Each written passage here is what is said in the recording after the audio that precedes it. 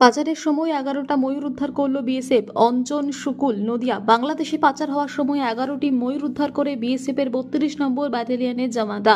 সেই সময় ময়ূরগুলিকে পুরুলিয়ার জঙ্গলে পাঠিয়ে দেওয়ার ব্যবস্থা হয়েছে বলে বন দপ্তর সূত্রে জানা গেছে। বিএসএফ সূত্রে জানা গিয়েছে, গভীর রাতে নদিয়ার কৃষ্ণগঞ্জের ফুলবাড়ি সীমান্ত দিয়ে পাচার করার চেষ্টা করা হয় ময়ূরগুলিকে। কর্তব্যরত একজন বিএসএফ জওয়ান কয়েকজনকে 3টি প্যাকেট নিয়ে কাঁটাতারের ওপারে অর্থাৎ বাংলাদেশের দিকে ছুড়ে ফেলতে দেখেন। তিনি তৎক্ষণাৎ অন্যদের খবর দেন। এরই মধ্যে বাংলাদেশের দিক থেকে কয়েকজন অন্ধকারের ভেতরে কাঁটাতারের কাছে প্যাকেটগুলোর দিকে এগিয়ে আসতে থাকে।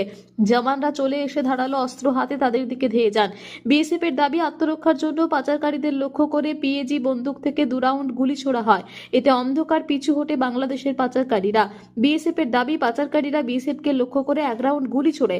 পাচারকারীরা হটে গেলে বিএসএফ প্যাকেটগুলো সংগ্রহ করে, তার ভেতর থেকে ময়ূরগুলি উদ্ধার হয়। বিএসএফ এর কড়া পাহারার ফলেই পাচার চক্র রোখা সম্ভব হয়েছে। ব্যুরো রিপোর্ট, সঠিক বার্তা।